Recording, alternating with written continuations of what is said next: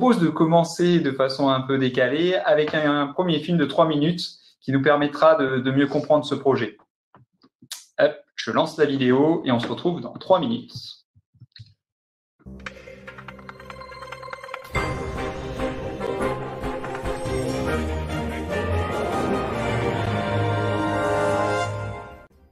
Mesdames, Messieurs, bonjour et bienvenue dans notre courte édition du journal de ce mardi 29 septembre 2020. Courte mais historique puisque nous avons décidé d'interrompre nos programmes pour vous présenter une première mondiale. Airbus UpNext a conclu avec succès son projet de roulage, de décollage et d'atterrissage autonome. Avant de vous en dire plus, regardons en direct du cockpit à quoi ressemble un décollage sans les mains. Dans le cockpit, les deux pilotes positionnent les manettes de gaz en mode décollage. Une fois l'avion lancé, les caméras en reconnaissance visuelle repositionnent l'appareil dans l'axe de la piste. L'A350 s'arrache du sol. Au total, ce jour-là, l'équipage réalisera 8 décollages en mode automatique. Cette première mondiale a été réalisée à Toulouse grâce à ses ingénieurs et informaticiens. 2 ans de travail ont été nécessaires pour mettre au point cette technologie dédiée à l'aéronautique. L'information a fait la une à travers le monde. Après un vaste programme d'essais en vol de 2 ans, Airbus, via sa filiale UpNext, a réussi à rendre autonome le roulage, le décollage et l'atterrissage d'un avion commercial en utilisant la technologie de reconnaissance d'images embarquées. C'est le projet Atoll qui avait pour mission d'explorer comment la technologie, y compris l'utilisation d'algorithmes d'apprentissage et des outils de traitement de modèles de données, peuvent permettre de passer du pilotage automatique à l'autonomie de l'avion. Au-delà de l'ensemble des innovations technologiques et pour soutenir les challenges et ambitions du projet, des approches et méthodes de travail agiles ont été implémentées pour accompagner les 25 membres de l'équipe. Et un coaching agile a été réalisé par Muse Partner. Si vous souhaitez en savoir plus, ne zappez surtout pas. À la suite de ce journal, Sébastien Juliano, Gaël Montrignac et Pauline Lepage seront présents sur notre plateau pour répondre à toutes vos questions. Ils nous raconteront comment ils ont vécu cette aventure technique, humaine et agile depuis son commencement et nous montreront combien l'adaptation et l'anticipation ainsi que l'amélioration continue ont été au cœur de leur expérience. Merci à tous d'avoir suivi cette édition spéciale. Je vous souhaite un très bel après-midi et à tout de suite sur le plateau d'Agile en scène 2020. Eh bien, bonjour à tous. Rebonjour pour ceux qui nous ont rejoints. Une première vidéo d'introduction. Merci Claire Chazal pour ce magnifique introduction. Donc, c'est ce projet Atoll dont on va vous parler pendant la demi-heure, les 3/4 d'heure qui viennent. C'est un projet donc, qui a fait un peu le tour des médias en milieu d'année. Et avec Sébastien et Pauline, on va essayer de représenter ce projet et si on est bon, d'arriver à vous le faire vivre comme il s'est passé depuis 2 ans. Donc, moi, je suis Gaël Montrignac, je suis senior manager chez Muse Partner. Muse Partner, pour l'introduire très brièvement, c'est un cabinet de conseil en management indépendant basé à Toulouse, Paris et Nantes en France, mais aussi en Allemagne et au Canada. On travaille sur l'ensemble de la chaîne de valeur, de la phase très amont de conception jusqu'à la phase de service après-vente, la logistique, mais aussi des activités de service comme la banque et l'assurance. Avec Pauline et Sébastien, donc, nous allons vous présenter un retour d'expérience sur ce projet Atoll qui a duré un peu plus de 2 ans dans un incubateur d'Airbus, Airbus UpNext. Mais je laisse d'abord nos autres orateurs se présenter. Bonjour. Déjà, merci à vous tous de vous être connectés aujourd'hui. Et également, merci à Agile en scène de nous donner l'opportunité de partager avec vous l'expérience qu'on a vécue pendant 2 ans sur ce projet Atoll. Je suis Pauline Lepage, coach Agile au sein de Muse Partner et j'ai eu le plaisir d'accompagner Sébastien et toute l'équipe projet pendant 2 ans, je le disais. On a été en fait 2 coachs. J'ai pris la relève de ma collègue Laurie Clément à peu près au milieu du PI4. Mais je pense que autant laisser de suite Sébastien se présenter. Puis peut-être, Sébastien, profites-en pour nous dire un petit peu plus qu'est-ce que c'est que cet Atoll. Donc bonjour à tous, Sébastien Giano. Ça fait une quinzaine d'années que je travaille au bureau d'études d'Airbus et depuis quelques années maintenant autour des sujets R&T liés à l'autonomie. Dans cette veine, début 2018, Pascal Traverse, manager général de l'autonomie pour Airbus, m'a proposé le challenge suivant. En 2 ans, faire rouler, décoller et atterrir un avion Airbus, pas un petit avion, un avion Airbus, uniquement grâce à des caméras et des senseurs à bord de l'avion. Alors pourquoi ça ? Nos avions ont déjà la capacité d'atterrissage automatique depuis la fin des années 60. En effet, le 9 janvier 69, une caravelle d'Air Inter se posait à Orly avec des passagers à son bord et elle le faisait en pilote automatique. Alors Caravelle, c'était Sud Aviation, la SNIAS, l'Aérospatiale, le GIE Affaires, EADS, puis en fait Airbus Group aujourd'hui. Donc c'est un ancêtre Airbus. Donc depuis ce temps-là, les systèmes se sont améliorés, bien sûr. D'autres, comme le GPS, se sont ajoutés pour améliorer encore la sécurité de nos machines. Mais toutes ces solutions sont restées dépendantes d'une infrastructure extérieure à l'avion. Une radiobalise, un satellite, des satellites. L'idée derrière le A de Atoll, pour Autonomous Taxi, Takeoff et Landing, est donc de se libérer de ces informations externes à l'avion et de rendre l'avion autosuffisant, autonome, en termes de données nécessaires pour l'atterrissage automatique. Le rendre autonome, donc, et rendre éligible l'ensemble des aéroports à des atterrissages automatiques, en effet. Moins d'un quart des aéroports dans le monde sont réellement équipés de systèmes, et la plupart de ces systèmes-là sont utilisés uniquement à un but d'information pour les pilotes et pas pour faire de l'atterrissage automatique. J'ai trouvé le challenge suffisamment ambitieux, la plupart des collègues disaient complètement irréaliste, pour me lancer dans l'aventure, et j'ai donc eu la chance d'être le directeur du programme de démonstration Atoll pendant les 2 dernières années. L'aventure a été extrêmement riche, sur bien des plans bien sûr, et on va essayer de partager avec vous le volet organisation et méthode de travail.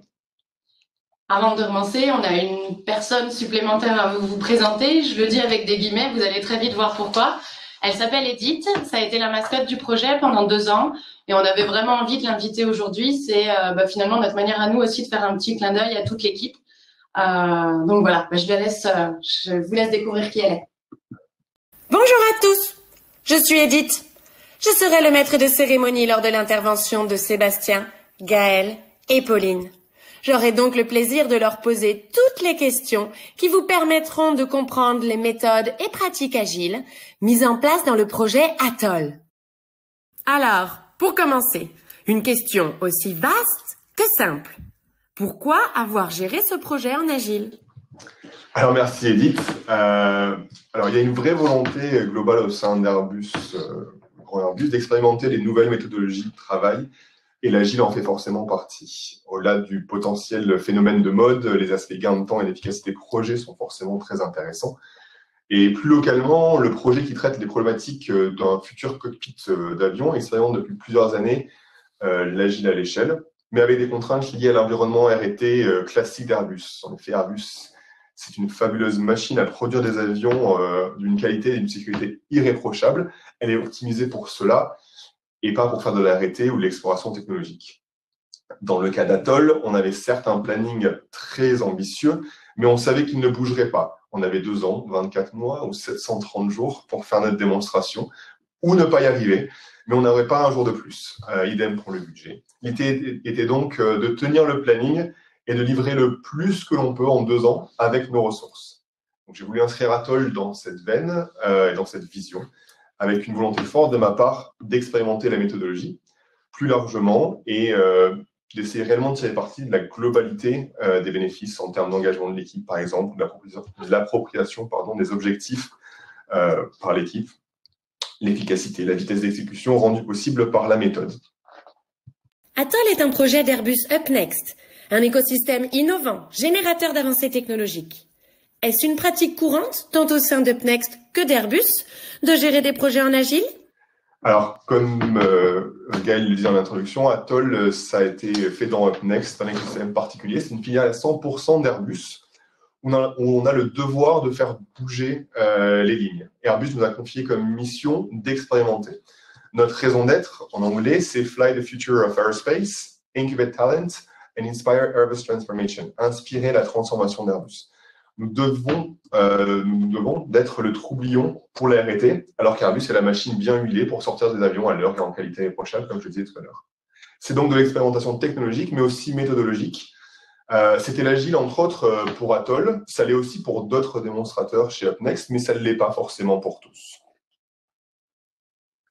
En fait, ce qu'il faut voir, c'est que dans un environnement Airbus, il y a une vraie vague d'agilité qui est en train d'arriver.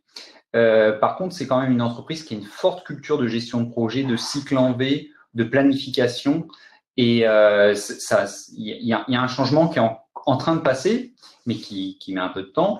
Et c'est notamment une des vocations de cette entité d'incubation qui est Airbus UpNext, de bien sûr pousser des nouvelles technologies, d'implémenter des choses radicalement innovantes sur les avions, mais aussi d'expérimenter le volet méthodologique et méthode de travail, gestion de projet. Maintenant que l'on comprend le contexte et le pourquoi de l'agile dans ce projet, voyons le comment. Lorsque vous vous êtes lancé, concrètement, comment est-ce que vous vous y êtes pris ? Alors, bien qu'au fait de la méthode, pour l'avoir pratiquée dans des projets précédents, je ne me sentais pas de me lancer seul dans l'aventure méthodologique. J'ai donc décidé de me faire coacher et accompagner tout au long du projet. J'ai au départ décidé de me faire accompagner par quelqu'un que je connaissais, en qui j'avais confiance, Laurie, dont Pauline a parlé tout à l'heure. Et cela a été très bénéfique, ça a très bien marché.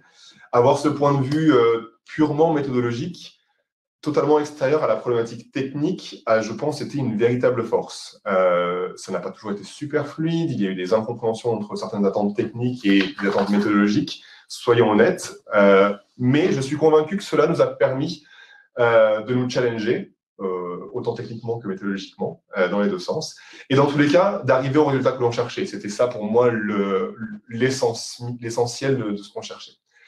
Ça m'a forcé à me challenger aussi personnellement, car Laurie a un heureux événement pendant la durée du projet, et il m'a donc fallu faire confiance au système et au savoir-faire de Muse et de ses collaborateurs, Gaël, Rémi, Pauline, et plus seulement Laurie, pour au final avoir un garant de la méthode, et ça a au final été un véritable support pour moi, pour nous aider à adapter la méthode. On reviendra là-dessus juste après. Et concrètement parlant, le coaching de Muse Partner a débuté avec un sprint zéro. Un sprint zéro robuste qui a été réalisé en amont du lancement officiel du projet et qui a duré 4 mois. Pendant 4 mois, Muse a accompagné Sébastien dans la définition des principaux piliers du projet. Tout d'abord, premier pilier, la vision, avec pour livrable principal une user journée vraiment très détaillée et qui a été réellement un livrable clé tout au long de la vie du projet. Deuxième pilier, les besoins clients, à travers la formalisation de Voice of Customer, qui est devenue la première version du Product Backlog. Et autre pilier, du coup troisième, un environnement de travail propice, une dynamique d'équipe. Créer vraiment pour ces 25 personnes de l'équipe projet un environnement dans lequel elles avaient envie de travailler et d'évoluer. On a défini les équipes, on a défini les rôles, les rituels, tout le framework agile.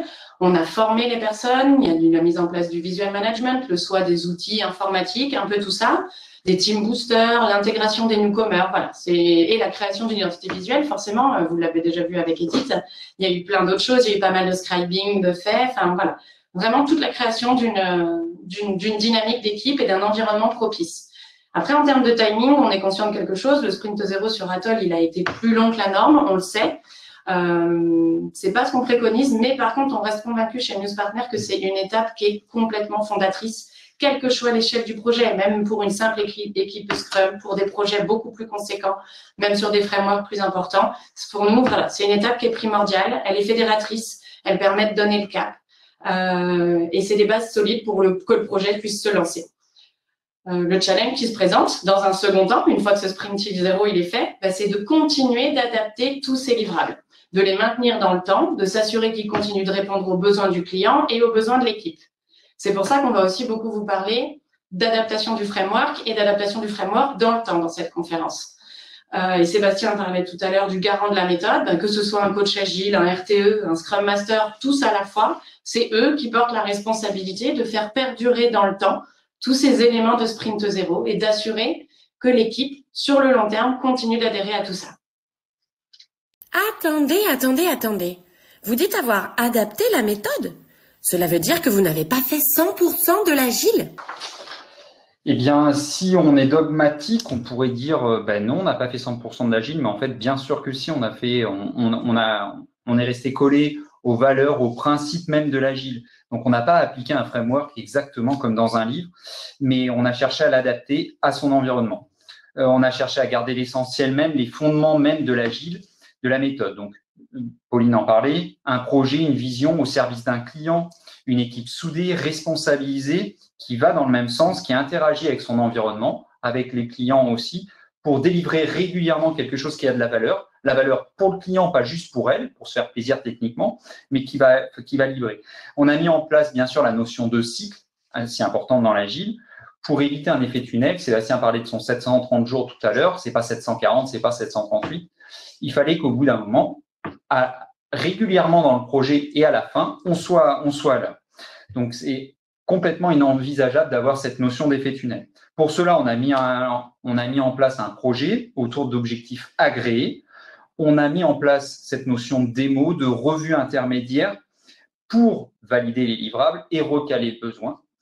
Et on a bien sûr mis en place cette notion de priorisation des besoins, des activités, des features, si on prend un vocabulaire safe, et ne pas partir dans un rêve d'ingénieur où le technique serait plus important que la valeur à ajouter à la fin. Pauline. C'est exactement ça, du coup, et concrètement, pour que vous figuriez les choses, pour atteindre tous les objectifs dont Gaël parlait, on a conservé certains éléments de la méthode qui, pour nous, avaient une valeur forte. On a conservé les PI planning, parce que c'était vraiment eux qui nous permettaient de donner un objectif concret aux équipes pour les 3 mois à venir. Et au sein de ces PI, on avait des sprints de 3 semaines qui, eux, avaient vraiment valeur à nous apporter du cadencement. On a aussi conservé d'autres rituels, ceux qui, pour nous, avaient, une nouvelle fois, de la valeur, ceux qui avaient un intérêt pour les équipes. En plus des PI, on avait des weekly, des rétrospectives.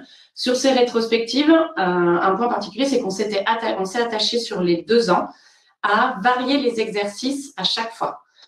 Pourquoi? Parce que on voulait trouver les bons exercices qui permettaient aux équipes de se libérer la parole, de s'exprimer correctement et de pouvoir donner leurs besoins et leurs points durs. On a parlé des PI pour l'ouverture des sprints. En clôture des sprints, on avait un autre événement super important pour toute l'équipe qui était les Inspect and Adapt. Ce rituel, il était ouvert à tous les stakeholders hors du projet et il permettait vraiment aux équipes déjà de montrer leurs avancées et de capter le feedback pour enrichir les objectifs techniques du projet. En termes de rôle, un peu plus concrètement aussi, Sébastien, c'était notre PM. Je pense que ça, vous l'avez compris. Et le rôle de coach, RTE, était assuré par la prestation de Muse. Et donc, Laurie et moi-même dans le temps. Mais justement, sur les rôles, là, par contre, on a fait quelques petites adaptations parce qu'on s'est rendu compte dans le temps de certaines choses, notamment, par exemple, par rapport à nos PO. On avait initialement 2 product owners, un pour chacune des équipes qui avaient sur la première orga de projet. Ce rôle, on s'est rendu compte avançant que peut-être, de par l'expertise de ces 2 personnes, de par leur profil, ils étaient plus proches d'un rôle d'architecte que de product owner. Bon, et on a continué comme ça et on s'est adapté avec ça. Autre adaptation, notre gestion du backlog. Là, ça va être un peu plus compliqué peut-être à expliquer, mais au lancement du premier sprint, vraiment pour nous, ça n'a pas été facile dans le temps de maintenir le backlog avec des user stories, avec un niveau de complexité, de priorisation, tel qu'on peut le connaître ou tel que c'est écrit dans les livres. Et concrètement, on ne gérait pas d'estimation de charge précise au niveau des user stories et des tâches. Par contre, on veillait à chaque sprint planning à s'assurer, et dans les weekly, dans le suivi quotidien, à pas surcharger les équipes. Ça, c'était vraiment, par contre, un des points d'attention qu'on pouvait maintenir et qu'on gardait. Et nos PI planning, en donnant vraiment ces objectifs. Notre user story dont je parlais tout à l'heure, qui était très détaillé, c'était ces éléments-là qui nous aidaient à garder le cap et à savoir ce que les équipes devaient délivrer. J'imagine déjà la réaction de certaines personnes qui nous écoutent. Peut-être même tombent-elles de leur chaise en entendant cela. Alors expliquez-nous pourquoi vous avez dû faire ce genre d'adaptation. En fait, il s'agissait principalement de s'adapter à notre contexte. Donc déjà, le contexte de R&T. On est dans de la recherche. Les activités des équipes, c'était des activités très exploratoires. Il était compliqué, voire impossible pour eux de définir le temps qu'ils allaient passer sur une user story ou sur une tâche. Et je l'ai assez entendu répéter par tout le monde dans les équipes à chaque sprint planning. Ils ne pouvaient pas s'engager sur le fait que ce qu'ils faisaient et ce qu'ils allaient délivrer à la fin d'un sprint allait fonctionner. Donc, du coup, on s'est adapté à ce contexte-là et on a utilisé nos objectifs et nos tâches d'une manière moins contraignante pour que ça fonctionne mieux. Et finalement, on ne s'est pas adapté qu'au contexte de recherche, on s'est adapté à l'équipe. Pour information, donc je crois qu'on l'a déjà dit, mais il y avait 25 personnes et en termes de profil, on a des profils d'horizons très différents. On a des personnes qui avaient de 22 à 60 ans, on avait des ingénieurs d'Airbus, on avait des chercheurs de l'ONERA, entre autres. Donc, il faut être conscient de quelque chose, c'est qu'aucun membre de l'équipe n'était interchangeable avec un autre. Oui, les équipes étaient pluridisciplinaires, multicompétentes, mais les expertises de chacun, elles étaient individuelles. Donc ça aussi, ça nous a obligés à nous adapter et à fonctionner différemment avec eux. On s'est adapté à la recherche, mais on s'est aussi adapté aux personnes qui nous entouraient. Et il a aussi fallu s'adapter à la nature des opérations aériennes. En effet, faire voler un avion, même un avion d'essai, un avion de la taille de la 350, il faut obtenir des autorisations. Il faut suivre un process qui définit un plan, avoir une documentation plus que compréhensive. Et même en interne, pour ce qui est d'assurer des budgets arrêtés, ça ressemble clairement à la négociation de contrat et pas de la collaboration avec un client, même s'il est interne. Bref, c'est des contraintes qui ne sont pas tout à fait en ligne avec un manifeste agile, comme vous pouvez le voir. On est d'accord. Mais dans tous les cas, on avait cette contrainte. On n'avait pas d'autres possibilités. Il nous fallait un avion, et l'avion, il appartient à Airbus et il était utilisé pour d'autres choses. On n'allait pas s'acheter un avion juste pour nous. Donc, il a fallu qu'on s'adapte et qu'on avance. Et donc, il y a d'autres points aussi sur lesquels on reviendra ensuite. Pour clarifier tout cela, et peut-être même un peu de manière provocative, considérez-vous avoir fait de l'agile? Alors, si on restreint l'agile à la notion de framework, la réponse, ça serait non. Si on dit, est-ce que vous avez appliqué à 100% à la lettre le Scrum, le Safe, par exemple. Par contre, évidemment, on est resté sur l'essence même de l'agile, du manifeste. Et encore une fois, c'est ces valeurs et ces principes qu'on a essayé de faire vivre au sein du projet. On a gardé la plupart des rituels, on a adapté les rôles, comme le disait Pauline tout à l'heure. Et l'important, c'était là, c'était garder vraiment ces fondamentaux. Et en effet, pendant 2 ans, on a maintenu un fort niveau d'amélioration continue, tant sur le plan technique, bien sûr, mais aussi sur les méthodes de travail, pour être certain de toujours conserver cet ADN agile qu'on avait créé au moment du sprint 0 et ce jusqu'au dernier jour du projet. Donc, si je récapitule, au lancement du projet, vous avez mené votre sprint 0, vous avez lancé votre framework agile avec vos 2 équipes, vos cérémonies, et hop là, c'était parti pour 2 ans. Alors, pas tout à fait. On le savait dès le départ, la teneur de nos activités allait changer. On est passé de la table à dessin, du code jetable, du code acceptable sur une plateforme embarquée. On a aussi fait du code pour des systèmes de commande primaire de l'avion, donc du code réellement embarqué dans un environnement certifié. On a fait de l'assemblage de PC sur étagère, puis on est allé tirer des câbles et installer des baies de calcul dans un avion d'essai. On a démonté la queue d'un avion pour tirer des câbles pour installer une caméra en haut de la queue de l'avion. Bref, c'est pas la même chose, toutes ces activités. Et puis, le temps des essais en vol, encore une fois, une nouvelle compétence à avoir et à gérer avec nos ressources limitées. Donc, on savait dès le début, ça allait nous forcer à faire évoluer le cadre méthodologique de travail. Les contraintes extérieures, la disponibilité de l'avion d'essai en particulier, on en a un peu parlé, étaient aussi des facteurs hyper importants pour ces contraintes. Au final, on a quand même réussi à être en avance de plusieurs semaines sur les dates objectives qu'on s'était mis et sur les derniers essais en vol. Et cela a été aussi possible car on a fait évoluer les équipes, comme on le disait, au cours du temps du projet. C'est exactement ça. On a connu, pour que vous vous rendiez compte, 3 organisations principales sur les 2 ans. D'abord 2 équipes, puis 4, puis 6, supprimer, ajuster des rôles, des rituels pour s'adapter aux activités dont Sébastien vient de parler. Un point important, c'est qu'on a toujours souhaité être dans la co-construction un maximum avec les équipes pour les changements structurants qu'on mettait en place. Après, en feedback de ça, on peut toujours faire mieux, on le sait. Et avec un peu de recul, moi, je considère maintenant qu'on aurait pu vraiment associer des activités de gestion du changement et avoir des mini plans de change associés à tout ça, avec peut-être des efforts de communication un peu plus marqués, des piqûres de rappel, de formation, voilà, tout ça. Maintenant, ça va faire partie de nos bonnes pratiques, en tout cas. Ça, c'est sûr. Avant de laisser la place aux questions de notre auditoire, une dernière pour moi. J'aimerais savoir individuellement ce que vous avez retiré de cette expérience. Moi, si je peux commencer, messieurs, je vais dire que les frameworks agiles, ça reste une inspiration. Et en tant que coach, on se doit d'en tirer le meilleur pour les objectifs du projet et pour les équipes.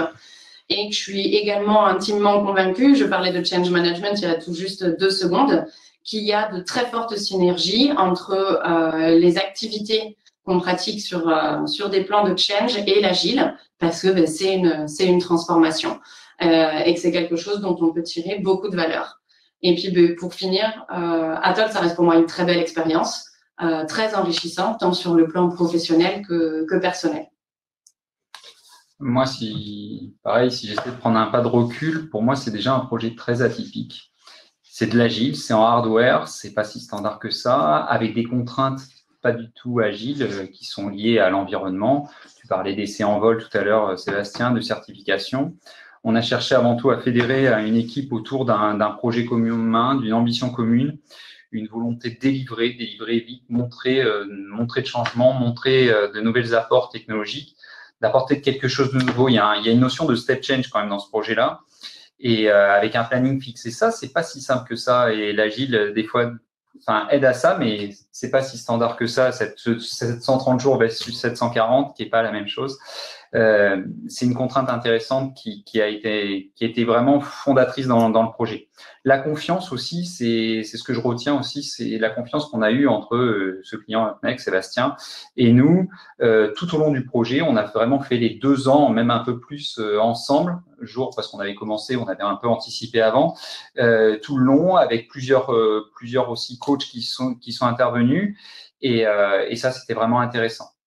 On a travaillé, comme tu le disais, Pauline, sur cette amélioration continue, ces organisations, ces rituels qu'on a su faire évoluer en fonction des aspirations des uns et des autres. Et ce changement de coach a permis aussi, je pense, de contribuer à la dynamique du projet. Et ça, c'était intéressant. Donc, pour moi, c'est une belle réussite technique, bravo, mais aussi une belle réussite humaine d'un projet qui a duré sur ces 2 ans. Et puis, c'est une sensation, aussi une sorte de fierté individuelle d'avoir participé à quelque chose de grand. Donc, bravo avant tout à cette équipe. Et puis, l'Agile a contribué à ce succès-là. Et moi, je trouve que c'est une grande fierté. Et voilà. Merci. Alors, moi, pour moi, techniquement, humainement, le projet aurait été génialissime. Mais c'est quelque chose qui aurait été, que je retiendrai forcément tout le temps. Mais alors, peut-être une ou 2 choses sur les aspects méthodos. Je pense, un peu comme Pauline l'a dit, qu'on a tous beaucoup grandi à travers la méthode et que clairement, il y a un véritable potentiel d'efficacité. Même dans le cadre d'un projet comme le nôtre, dépassement clairement le contexte du pur développement software, tu l'as dit Gaël, avec des contraintes hard, un avion, etc. Même si on n'est pas allé jusqu'à faire de la certification, il a juste fallu avoir les autorisations de vol qui se rapprochent de la certification. L'autre point que je retiens, c'est la valeur du coaching. Mes coachs agiles ont été d'un immense support et avoir un point de vue méthodologique extérieur a apporté une vraie valeur. Et je pense que vraiment, même avec 2 ans d'expérience de plus, avec mes 2 ans d'Atoll en agile, si j'avais la possibilité de refaire un projet similaire et de me lancer dans un nouveau projet, je pense que je me ferais de nouveau accompagner par un coach. Un grand merci à tous les 3. Allez, on continue avec les questions de l'auditoire. Et en effet, il y en a quelques-unes. Donc, vous avez positionné… Ah ben, moi, tu veux reprendre la main? Oui. Oui, brièvement. Merci à vous 3 déjà de votre intervention. En effet, on a pas mal de questions. Donc, on va passer aux questions. Mais avant les questions, en effet, il y a un dernier slide qui est partagé. Ouais, avant les questions, voilà. Peut-être déjà remercier l'ensemble de nos sponsors qui ont permis cette conférence aussi. Et le ROTI avec le lien ci-dessous pour nous donner un feedback. Et là, il y a un QR code aussi pour le ROTI et vous allez recevoir un mail par la suite de la part de l'organisation Agile en Scène, justement pour vos feedbacks aussi par la suite. Donc, il y a quelques questions. Donc, on va les prendre dans l'ordre, entre guillemets, des votes aussi, dans des questions qui sont le plus revenues. Donc, la première des questions, c'est de savoir si vous n'avez plus de PO, qui porte la vision du produit.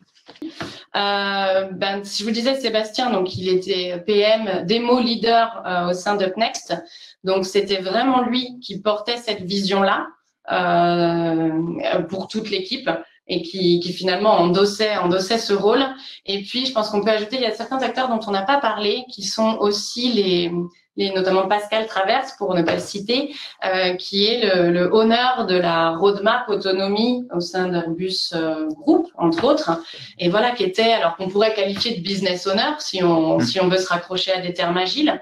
Et donc, du coup, qui était en plus présent sur le plateau, proche des équipes, et donc qui, du coup, associé à Sébastien, portait la vision et les notions de priorité dont les équipes avaient besoin. Intéressant, je pense que c'est une réaction par rapport à ce que tu disais tout à l'heure sur le fait de ne pas avoir estimé tout le temps les user stories.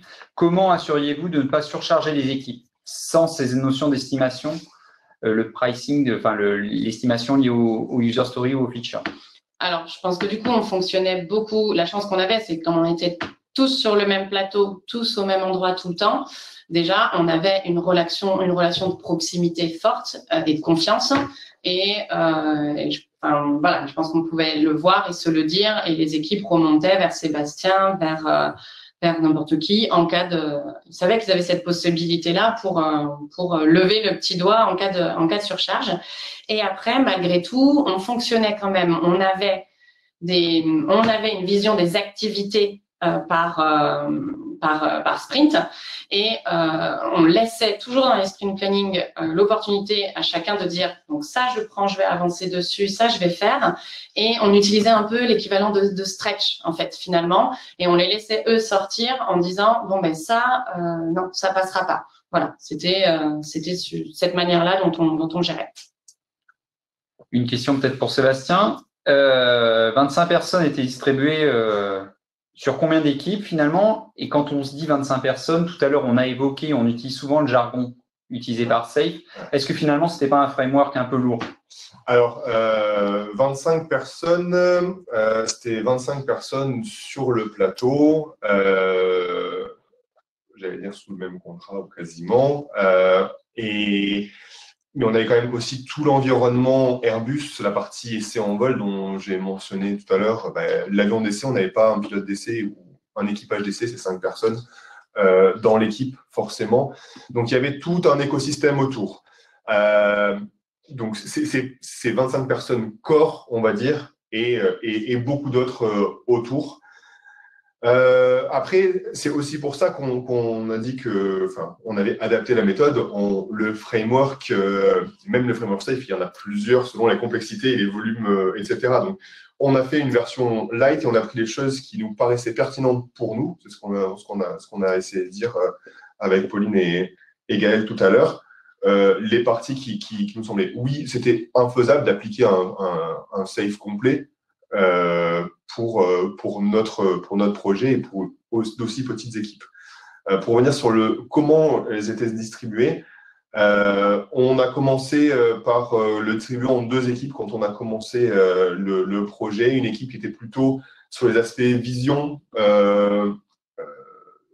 comment on capte l'information et comment on la traite, et une équipe plutôt modification avion, comment on va faire pour installer tout notre bazar sur un avion, et qu'est-ce que c'est des métiers clairement différents, et puis comment on va commander l'avion aussi, pareil, c'était des parties plus exploratoires, des parties plus dans les méthodes d'Airbus. Ça a évolué au fur et à mesure du temps. On a parlé, à Atoll, il y avait trois grandes briques, le roulage, le décollage, l'atterrissage. C'est des fonctions qui sont, d'un point de vue algorithmique, très, très différentes. Et on a voulu explorer plein de pistes. Donc, une fois qu'on avait commencé avec nos 2 équipes, plutôt vision, plutôt modification avion, on a reboulégué un peu tout ça et puis on a transformé ça en une équipe plutôt basée sur l'objectif, le produit roulage, une ensuite basée sur le produit décollage et une sur la partie atterrissage, avec une dernière équipe qui était plutôt transverse pour le soutien de toutes et pour la partie installation avion toujours. Une question qui est directement liée à ça, c'est la question d'après, c'est CPO qui ont évolué, qui avaient un profil un peu plus architecte, on en parlait tout à l'heure. Finalement, est-ce qu'ils ont été remplacés au final? Et qui portait la vision s'il n'y avait plus CPO? C'est un peu ce que je disais. Alors, moi, c'est un peu ce que j'ai répondu à la première question. De toute façon, vraiment, Sébastien portait cette vision-là, accompagné des équivalents business owners qui environnaient le projet sur vraiment où est-ce qu'Airbus veut aller en termes d'autonomie. Et peut-être pour peut-être préciser un peu ça, on est resté sur un projet où l'objectif, qu'il soit business ou projet, n'a pas évolué d'un iota en 730 jours. C'est-à-dire qu'il fallait qu'on fasse une démonstration d'un avion, d'un Airbus, qui roule, décolle et atterrisse. Base et vision. Donc, les évolutions de la vision ont été très, très limitées. Alors, qu'est-ce qu'on prenait comme feature pour arriver à faire évoluer? C'était quand même très, très limité. Et on n'avait pas besoin de porter la vision à 50. Et tout le monde s'est approprié cette vision. Et les 2 PO initiaux qui se sont transformés en architectes et les 25 personnes qui étaient assises avec moi dans le bureau, toutes portaient cette vision au final. Elle n'avait pas à être expliquée, réexpliquée, réexpliquée. Et quand il y avait un doute, on se posait simplement la question de est-ce que ce que je suis en train de faire, ça va nous permettre, dans les 42 jours qui nous restent, de faire rouler, décoller ou atterrir notre avion? Si la réponse est non, c'était fini. L'avantage, c'est que la vision était assez claire et bien partagée. Exactement. Autre point, ça me fait réagir aussi sur le rituel inspect et adapt. Et une question, c'est de dire, est-ce que pour vous, tel que vous l'avez vécu, organisé, tel qu'on l'a organisé, est-ce que c'est l'équivalent de la revue de sprint? Non, parce que, dans le sens où elle était ouverte vraiment à l'externe. On avait une revue à fin de PI interne à l'équipe, avec vraiment des démos plus détaillées. L'équipe choisissait les thématiques, ce qu'ils voulaient montrer aux uns aux autres, rebondissait techniquement sur leurs choses, interne à l'équipe. Mais après, vraiment, cet inspect and adapt, sa force, c'était son ouverture sur l'extérieur, sur les stakeholders. C'était vraiment… en ça, vraiment, il était très différent d'une clôture de sprint ou de PI classique. Et on avait les sprint reviews à chaque fin de sprint aussi, hein, mais les sprint reviews étaient pour partager entre équipes, comme le but des sprints, entre les différentes équipes, l'avancement et les livrables de chacune des équipes. Il y avait cet espace supplémentaire de faire la même chose, mais sur 3 mois et vers l'extérieur, vers l'ensemble des stakeholders, à travers nos inspect and adapt. Et là, on voyait vraiment que sur ces événements-là, ça touchait vraiment un public beaucoup plus large qu'une revue normale. C'était un événement, une marketplace. On faisait venir les personnes en mode grand show. Puis humainement parlant, c'était aussi un événement très intéressant pour tout le monde, pour l'équipe, que ce soit dans la préparation. C'était un peu quelque chose qui nous sortait. Ce projet, c'était un peu une bulle, un plateau. Et là, cet événement-là, c'était vraiment pour les équipes le moment de mettre en avant ce qu'ils pouvaient faire, tous les trucs géniaux qu'ils développaient, quand ça fonctionnait. Donc, c'était aussi très fédérateur pour l'équipe. Et il y avait, encore une fois, ça fait partie des valeurs humaines que moi, j'ai trouvé hyper intéressantes là-dedans. Ça me permettait de mettre en valeur l'équipe et que chacun des membres de l'équipe puisse présenter son avancement. On n'était pas en train de faire une revue de 4 heures sous un PowerPoint où il y a une personne qui présente le PowerPoint.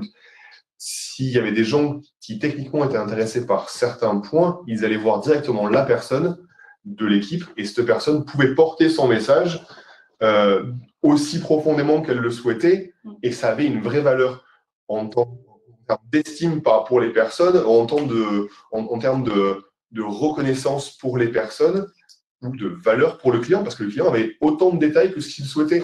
Alors que la personne qui fait sa présentation devant le PowerPoint, si on commence à rentrer dans trop de détails, soit la personne n'est plus capable de répondre, soit on enquiquine toute l'audience. Peut-être, il va être l'heure. Une dernière question peut-être pour toi, Sébastien, plutôt. Comment as-tu réussi, toi, à convaincre le management de l'utilité d'un coach extérieur? Je ne lui ai pas laissé le choix. C'est pas complètement vrai. Mais non, c'était, encore une fois, je l'ai dit dans l'introduction, on est Airbus Up Next, il y a la volonté de transformer Airbus, d'inspirer la transformation d'Airbus. Et pour moi, pour le faire correctement, j'avais besoin de ce support-là. Donc, je me suis battu suffisamment pour avoir les mains suffisamment libres pour pouvoir avoir ce support-là. Et ça s'est très bien passé. Et encore une fois, la valeur ajoutée, je le dis et je le répète, c'était largement suffisant pour ne pas avoir de questions derrière ça. Et encore une fois, ça serait à refaire, je le referai. et je me battrai de nouveau pour avoir ce support-là. Je prends celle d'après. Les approches, alors ça va être sans doute pour toi encore, Sébastien. Quelle autre approche que l'agilité on a côté UpNext? Qu'est-ce qu'on essaie? Alors, on essaie plusieurs choses. Alors, les nommer toutes, je ne pourrais pas le faire. Mais il y a de l'agile, il y a des personnes qui ont souhaité rester dans des modes plus conventionnels. Tu en parlais tout à l'heure, les méthodes qui sont utilisées chez Airbus, mais avec des contraintes différentes, des contraintes d'une durée limitée à garder. Et puis, au-delà des méthodes de travail, alors certains pourront penser que c'est lié à l'événement Covid, mais ça ne l'est pas. Certains essayent de faire du remote working, du hot desking, ce genre de choses en termes d'organisation physique des équipes. Donc, pas forcément avoir tout le monde tout le temps sur le même plateau. On a des projets qui travaillent avec des plateaux à différents endroits. On a un projet qui travaille entre Toulouse et Marignane pour un projet plutôt hélicoptère avec de la vision, donc des compétences qui ont été développées au sein d'Atoll et autres plutôt à Toulouse, et un plateau plutôt technique côté Marignane. Donc voilà, on essaye d'explorer, d'utiliser toutes les méthodes qui sont disponibles et expérimenter. Je continue sur les questions. S'il y a des personnes qui doivent s'en aller, ben, je vous souhaite une très bonne journée, mais on continue nous de notre côté. Hein. Si vous avez encore quelques minutes, ça serait parfait.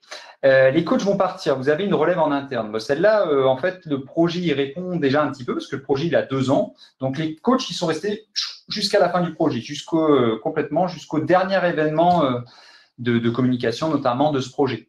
Avec une charge qui s'était un peu adaptée, qui avait diminué dans le temps. Mais... Ouais.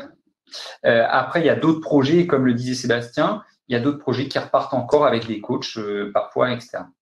Voilà. Une question qui est directement liée à ça, et là peut-être plus pour toi, Pauline, parce que c'est toi qui a qui a tenu ce rôle. Quel était le rôle du RTE? Est-ce que c'était un rôle à 100%? Du coup, alors là, pour le coup, c'est ce qu'on disait dans la conférence, le rôle du RTE et l'essence du RTE, c'est un rôle qu'on a gardé, qu'on a vraiment conservé, qu'on n'a pas trop adapté par rapport au cadre méthodologique. Et donc là, je parlais de charge, justement, je disais, oui, c'est une charge qui a diminué dans le temps, qui était à 100% au moment du sprint 0, alors voilà, et qui est resté à 100% facilement sur les 2-3 premiers PI, je pense. Ouais.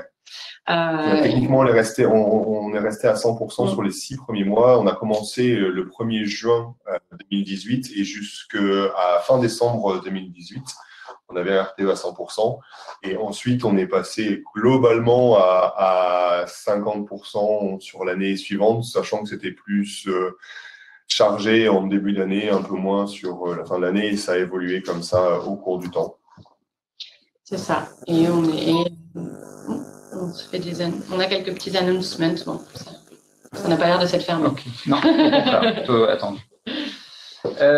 Autre chose, donc vous avez parlé sur l'organisation du projet tout à l'heure, avec plusieurs entités qui coopéraient, Airbus, on a parlé de l'ANERA aussi pour la partie recherche. Une question par rapport à l'organisation aussi, par rapport aux sous-traitants, pour des activités de hard ou de soft, comment ils étaient intégrés dans ce fonctionnement?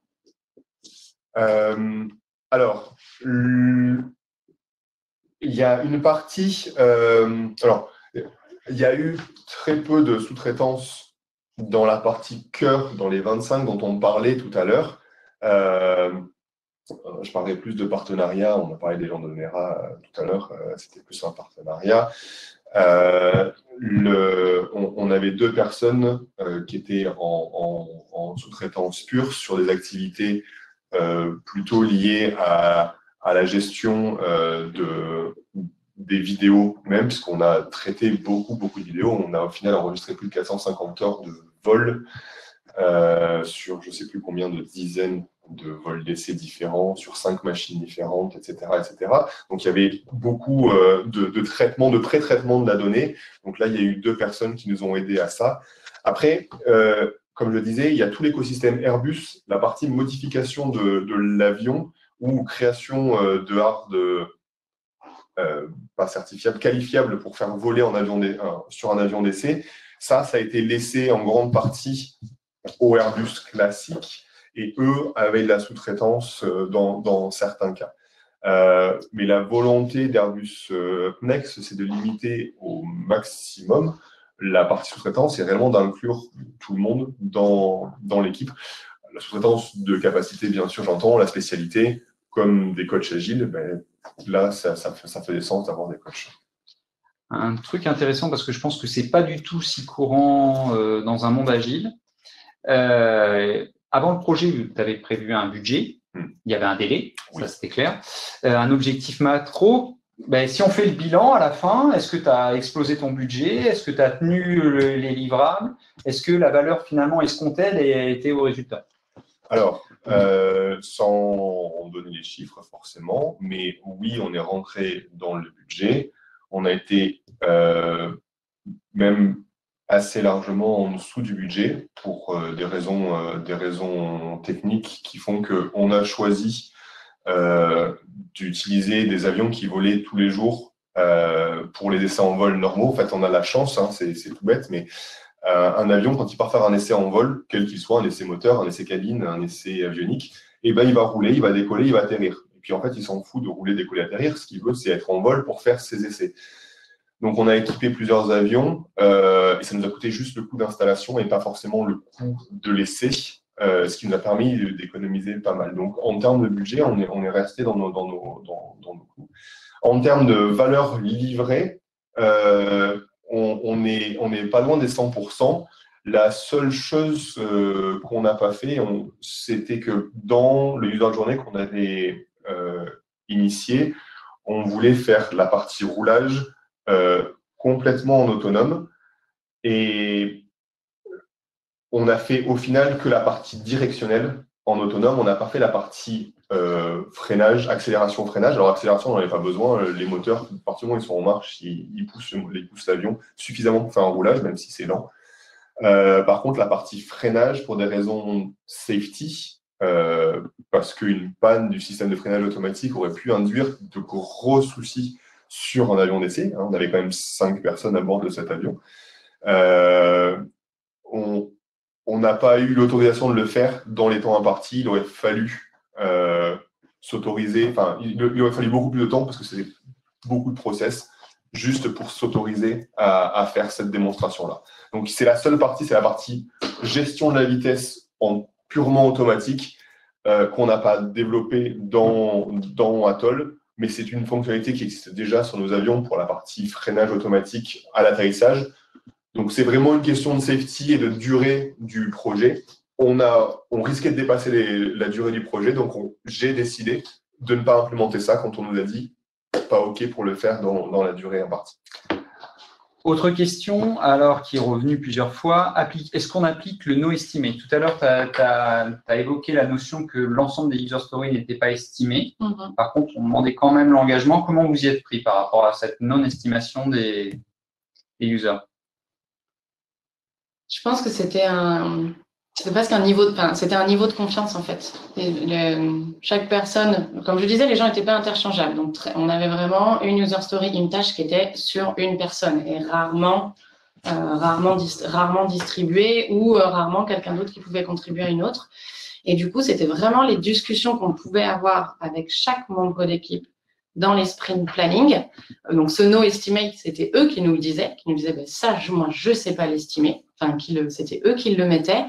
Et après, c'était plus des échanges à essayer techniquement de creuser où ils allaient aller, de savoir jusqu'où ils allaient vouloir explorer. C'est là que, du coup, nos PO/architectes intervenaient vraiment beaucoup parce que c'était eux aussi qui… je disais, on avait des profils de chercheurs. Je crois que c'est toi, Sébastien, qui disait, un chercheur, c'est fait pour chercher. Donc, tant que ça peut chercher, ça cherche. Et donc, c'est là que nos PO architectes rentraient aussi vraiment en rôle dans leur jeu pour dire, stop, attention, il y a un endroit où là, il faut qu'on s'arrête parce que quand même, on veut le faire, on veut atteindre nos objectifs et on ne peut pas tout explorer. Et encore une fois, le sujet, le domaine technique qu'on explore là, la vision, enfin ce que nous on cherchait, la vision, faites des recherches sur Internet. Ça fait presque une dizaine d'années que c'est là et que tous les jours, il y a des nouvelles choses. Et je pense que pour les 20 ou 50 prochaines années, on aura encore des nouvelles choses. Et il y aura toujours des gens qui continueront à améliorer les choses. Donc, il nous fallait aussi ce stop de dire, OK, là, on monte sur Avion dans 3 jours, dans 3 mois. Qu'est-ce qu'on met? Parce qu'à un moment, il faut qu'on documente, à un moment, il faut qu'on fasse des choses. Puis après, je pense que c'était pas forcément des estimations tout le temps avec Story Point tous les jours, mais par contre, il y avait on pouvait se raccrocher à des activités qu'on a déjà fait, et puis ce qu'on cherchait avant tout, c'est savoir quel niveau de confiance et d'engagement une équipe a par rapport à un résultat, parce qu'il y avait quand même un engagement de résultat à la fin d'un sprint. Oui. Donc, c'est peut-être pas avec une finesse au micro-détail à la user story, même si on le fait bien sûr sur d'autres équipes. Hein. Mais ici, là, ce qu'on cherchait au moins, c'est un engagement et vraiment le plus transparent possible, sans aucune pression sur l'équipe, pour avoir ce commitment à la fin, qui est le plus important finalement. Autre question, et peut-être dans les dernières, les deux pour moi sont liées, celles qui ont 3 votes et 2 votes, sur les feedbacks. Tout à l'heure, vous avez parlé de revues en fin de sprint notamment. Alors, je ne parle pas du grand marketplace, mais les revues en fin de sprint. De qui et comment vous récupériez du feedback et qui s'en servait finalement pour arbitrer et réorienter les priorisations et les features? Alors, on n'a pas eu, comme le disait Sébastien, on n'a pas eu d'énormes repriorisations avec des features parce que vraiment, on a évoqué cette user journée à des moments donnés dans notre petite interview avec Edith. Vraiment, cette user journée, elle a été clé, elle a été faite avec un tel niveau de détail que c'était beaucoup à elle qu'on se raccrochait et qui chronologiquement, de par les phases de vol, de par comment elle était décrite, guidait le tout. Donc, on n'a jamais eu par les feedbacks de choses qui nous chamboulaient complètement les priorités. Exemple de priorité, on a fait les vols de jour. Il existait dans la possibilité du backlog de faire tout ça de nuit ou par temps de pluie. On n'a jamais un user ou un stakeholder qui est arrivé en disant « Non mais attendez, c'est la nuit qui est prioritaire, changez tout, refaites. » Je caricature, mais c'est ça. Donc, on n'a pas eu de gros changements de priorité. Et je pense que les feedbacks qui étaient donnés étaient aussi beaucoup des orientations et des pistes techniques. Et qui les prenait du coup? Donc, l'équipe. L'équipe, directement. D'accord. Les équipes, directement. D'accord. C'est un intérêt aussi de l'Agile d'avoir cette interaction en direct entre les équipes, les stakeholders, avec les PO qui sont là pour synthétiser ces feedbacks. Enfin, PO. C'est ça. Et je vois que tout le monde est revenu. Oui. Merci à vous. N'hésitez pas à nous poser des questions. On a encore le chat ouvert. Donc, si vous avez des questions, n'hésitez pas à nous appeler ou à poser des questions. Ce fut un plaisir de vous présenter ce retour. Merci Sébastien de ce témoignage. Merci à tous. Et à très bientôt. À bientôt. Au revoir.